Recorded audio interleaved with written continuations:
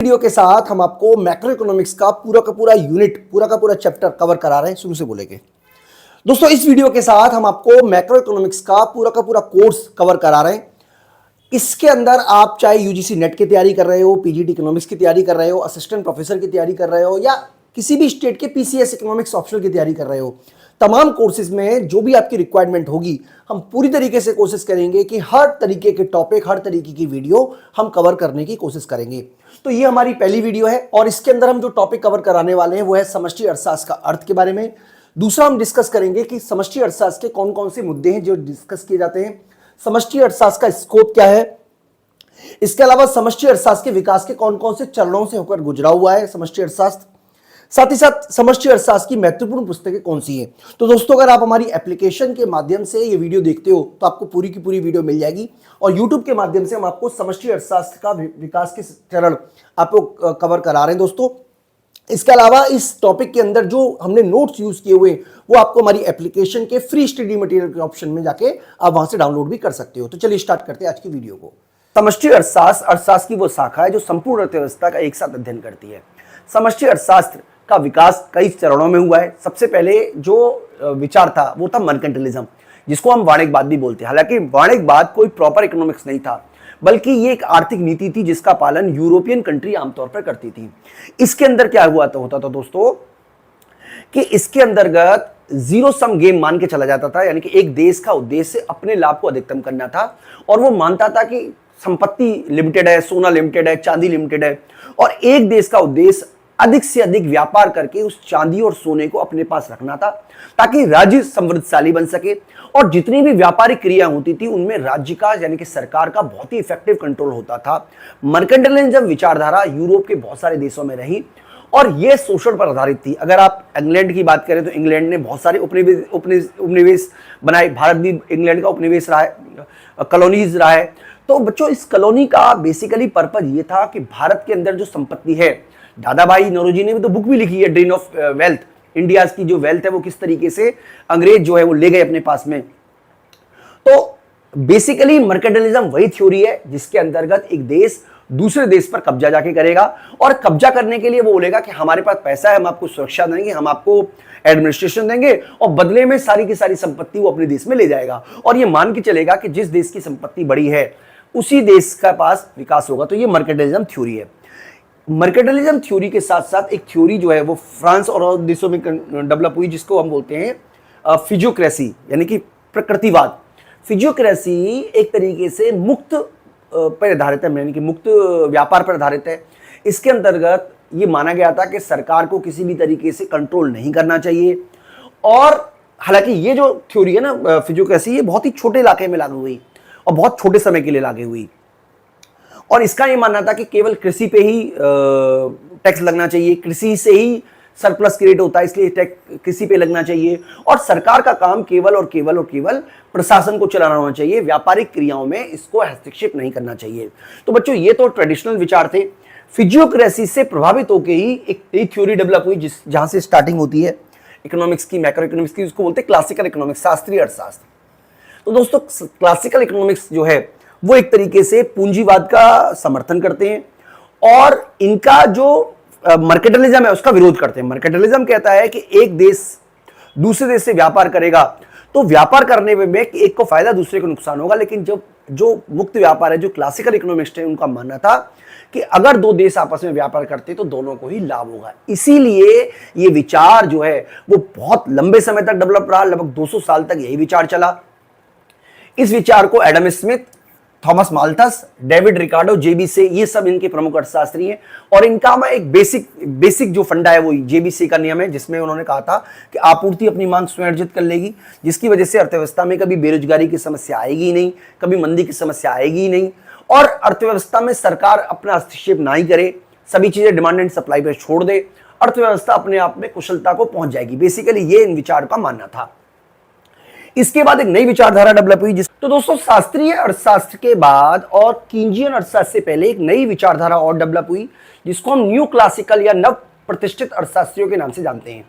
Basically वो मार्जिनलिस्ट थे, यानी कि उनका टारगेट था सीमांत उपयोगिता को अधिकतम करना, जिसकी वजह से जो ये विचार डेवलप हुआ वो व्यष्टि अर्थशास्त्र में चला जाता है, और जिसके प्रमुख संस्थापक जो हैं वो मार्शल हैं।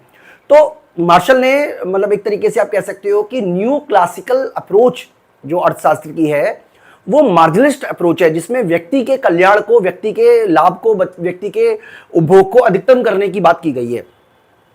तो चलिए मैं आगे आपसे कंटिन्यू करता हूं। मतलब इन दोनों के बीच में आई थी नव प्रतिष्ठित न्यू क्लासिकल केंजियन अर्थशास्त्र 1929 की महामंदी के बाद डेवलप हुआ। 1919 की महामंदी में जो ये विचार था कि भाई सरकार को बाजार प्रक्रिया में हस्तक्षेप नहीं करना चाहिए, ये पूरी तरीके से फेल हो गया। और जब ये पूरी तरीके से फेल हो गया, यानी कि अर्थव्यवस्था में व्यापक स्तर पर महामंदी देखी गई, व्यापक स्तर पर बेरोजगारी देखी गई, और से का ये जो विचार था कि पूर्ति अपनी मांग स्वयं अर्जित कर लेती है, एक तरीके से फेल हो गई, जिसकी वजह से एक नए विचार की आवश्यकता हुई। और केन्ज ने अपनी पुस्तक लिखी थी जिसका नाम था the general theory of employment, interest and money. इसमें उन्होंने कहा कि अर्थव्यवस्था में मंदी का जो कारण है वो है एग्रीगेट डिमांड, यानी कि सामूहिक मांग का कम होना।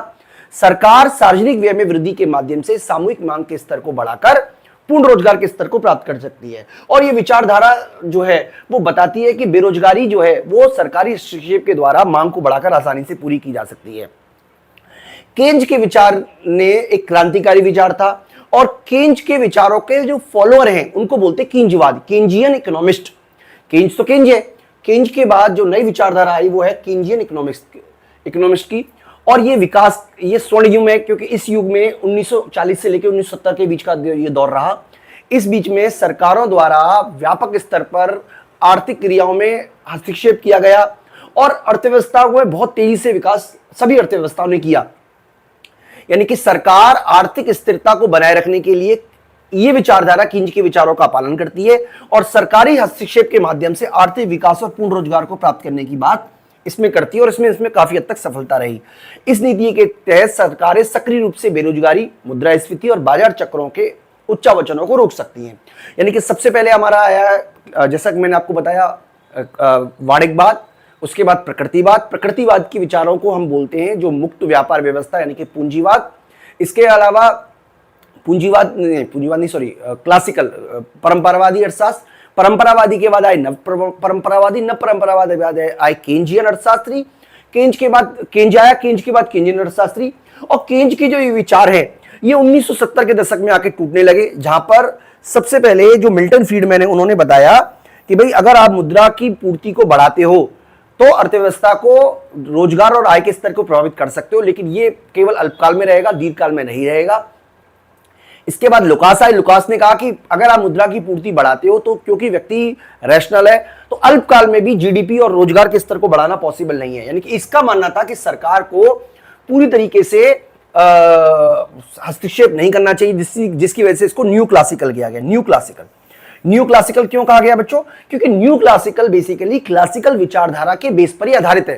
क्लासिकल विचारधारा कहती थी मुक्त बाजार होना चाहिए, ये भी कहती है मुक्त बाजार होना चाहिए, सरकार को हस्तक्षेप नहीं करना चाहिए, ये भी कहती है सरकार को हस्तक्षेप नहीं करना चाहिए। लेकिन ये विचारधारा कहती है कि मुद्रा की पूर्ति को बढ़ाकर आप अल्पकाल में तो ये सबको बढ़ा सकते हो, जीडीपी के लेवल को, रोजगार के लेवल को बढ़ा सकते हो, लेकिन दीर्घकाल में इसको प्रभावित करना पॉसिबल नहीं है। न्यू क्लासिकल के बाद एक विचार आया न्यू केन्जियन, क्योंकि अर्थव्यवस्था में मुक्त बाजार की बात भी देखी गई कि अर्थव्यवस्था में बेरोजगारी विद्यमान है। न्यू क्लासिकल इकोनॉमिक्स की विचारधारा के विपरीत देखा गया कि अर्थव्यवस्था में बहुत सारी प्रॉब्लम क्रिएट हो रही है, बेरोजगारी है, अर्थव्यवस्था में मंदी है, जिसकी वजह से न्यू केन्जियन इकोनॉमिक्स आए। उन्होंने बताया कि आखिरकार बेरोजगारी होती क्यों है, जिसमें आप कह सकते हो चिपचिपी मजदूरी, दृढ़ता प्रणाली है। इसके अलावा कई सारे न्यू केन्जियन विचार हैं जो कि हमने आपको ऑलरेडी बताए हुए हैं। इसके अलावा न्यू केन्जियन विचारधारा बेसिकली इस बात पर आधारित है कि नवशास्त्रीय अर्थशास्त्र यह तर्क दिया कि बाजार खुद संतुलन कर लेगा, लेकिन केन्जियन अर्थशास्त्री का मानना था कि कीमत तथा मजदूरी में चिपचिपाहट के कारण अनैच्छिक बेरोजगारी होती है, और इस अनैच्छिक बेरोजगारी को दूर करने के लिए, मतलब किसके कारण, कीमत और मजदूरी दर में स्टिकनेस, चिपचिपा मतलब स्टिकनेस, कि कीमतें बहुत नीचे नहीं गिरती, मजदूरी बहुत नीचे नहीं गिरती, जिसकी वजह से अर्थव्यवस्था में बेरोजगारी होती है। और कीमत स्टिकनेस की वजह से, वेज स्टिकनेस की वजह से अर्थव्यवस्था में बेरोजगारी रहती है, इसलिए सरकार की हस्तक्षेप की आवश्यकता होती है। अब 2000 का दौर आया।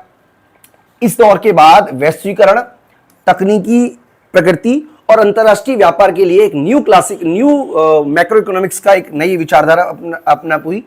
इस विचारधारा का मानना था कि क्योंकि इसके अंतर्गत सरकार की आवश्यकता भी है और सरकार मुक्त बाजार भी अपना, यानी कि एक तरीके से ये क्लासिकल और केंजियन विचारों का नए अप्रोच है जो कि चल रहा है। मतलब अभी क्या हो रहा है, नई जो मॉडर्न इकोनॉमिस्ट है मैक्रो इकोनॉमिक्स, उसमेमें केंजियन और क्लासिकल दोनों को कंबाइंड पैकेज करके हम पूरा यूज कर रहे हैं।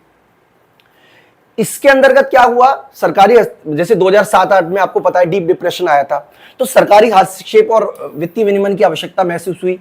इसके अलावा बेसिकली अब थ्योरी ये है कि भाई सरकार को बाजार क्रियाओं में हस्तक्षेप नहीं करना चाहिए, लेकिन अगर कभी कोई उच्चावचन आ जाए, अगर कोई मतलब आमतौर पर बाजार क्रियाओं में हस्तक्षेप नहीं करना चाहिए, लेकिन अगर कोई ऐसी स्थिति आ जाए जहां देश की अर्थव्यवस्था के लिए खराब है, तो वहां सरकार इफेक्टिव रूप से अपना रोल प्ले कर सकती है। इस तरीके का विचार अब ये मान के चल रहा है, यानी कि सरकार के द्वारा बेरोजगारी, मुद्रास्फीति, आर्थिक असमानता, जलवायु परिवर्तन, इन सब के बारे में बात करनी चाहिए, समाधान ढूंढने का प्रयास करना चाहिए। इसके अलावा दोस्तों भविष्य की बात करें तो अब देखिए नई विचारधारा पैदा हो रही है जिसको हम बोलते हैं सस्टेनेबल डेवलपमेंट, या आप कह सकते हो ग्रीन इकोनॉमिक्स। बेसिकली अब जो इकोनॉमिक्स के जो नए विचार बनेंगे वो इस बात पर ध्यान में रख के बनेंगे कि आखिरकार जो भी आप क्रिया कर रहे हो उससे भविष्य की आने वाली भविष्य की पीढ़ियों पर इसका क्या असर पड़ने वाला है, यानी कि देश के सतत विकास में इसका रोल क्या रहने वाला है। इसके बारे में दोस्तों मैं आपको आगे कंटिन्यू करते रहेंगे। इस तरीके से दोस्तों इसका पूरा का पूरा विकास हुआ। एक बार मैं आपको स्टेप बाय स्टेप बता देता हूं। तो सबसे पहले हमारे जो सबसे पहला जो विचार आया है वो आया है हमारा, कहते हैं वाणिज्यवाद, जिसको हम मार्केटलिज्म बोलते हैं। इसके बाद आया है प्रकृतिवाद। प्रकृतिवाद के बाद एक नई विचारधारा पैदा हुई जिसको हम बोलते हैं परंपरावादी विचारधारा। इसके अलावा केंजियन अर्थशास्त्र आया है, नहीं, इसके बाद आया है हमारा नव परंपरावादी, न्यू क्लासिकल, जिससे कि पूरी की पूरी माइक्रो इकोनॉमिक्स का डेवलपमेंट हुआ। इसके बाद आया है हमारा केंजियन अर्थशास्त्री।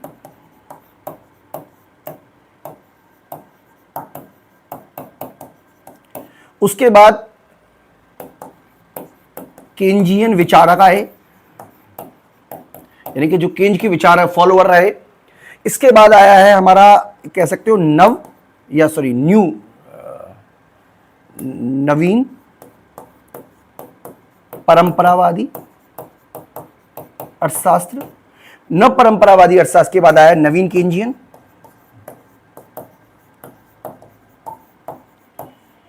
नवीन केंजियन के बाद जो डेवलप हुआ है वो है हमारा आधुनिक समष्टि अर्थशास्त्र।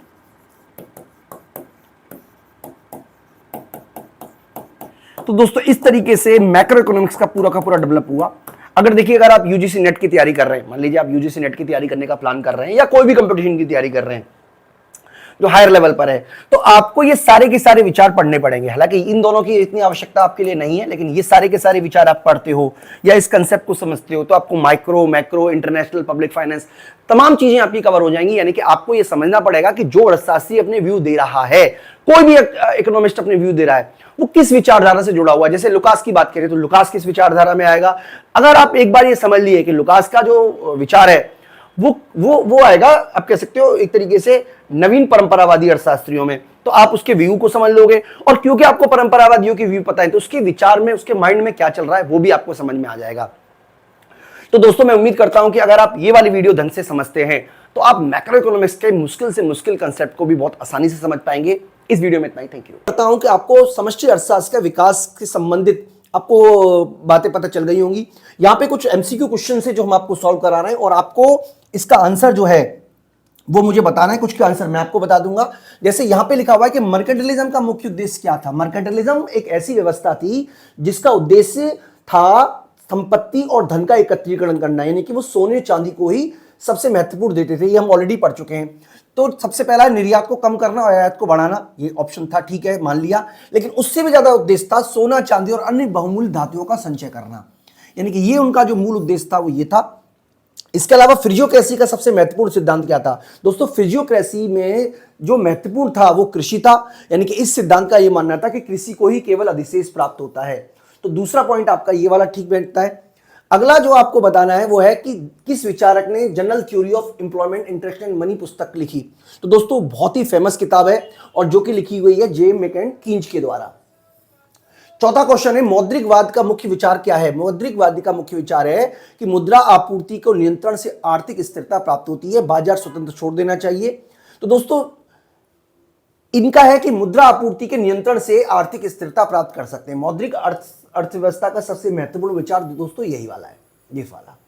पांचवा है केंद्रीय अर्थशास्त्र के अनुसार बेरोजगारी का मुख्य कारण क्या है, यानी कि केंद्रीय अर्थशास्त्री बेरोजगारी का मुख्य कारण क्या मानते थे। दोस्तों इसका आंसर आपको मुझे कमेंट बॉक्स में बताना है ताकि मैं समझ सकूं कि आपको ये कंसेप्ट जो है वो समझ में आया कि नहीं आया, जिसमें है कुल मांग में कमी, श्रम बाजार में असंतुलन, श्रम आपूर्ति में वृद्धि और व्यापार घाटा। इन चारों में से कौन सा ऑप्शन सही है ये आपको मुझे कमेंट बॉक्स में बताना है।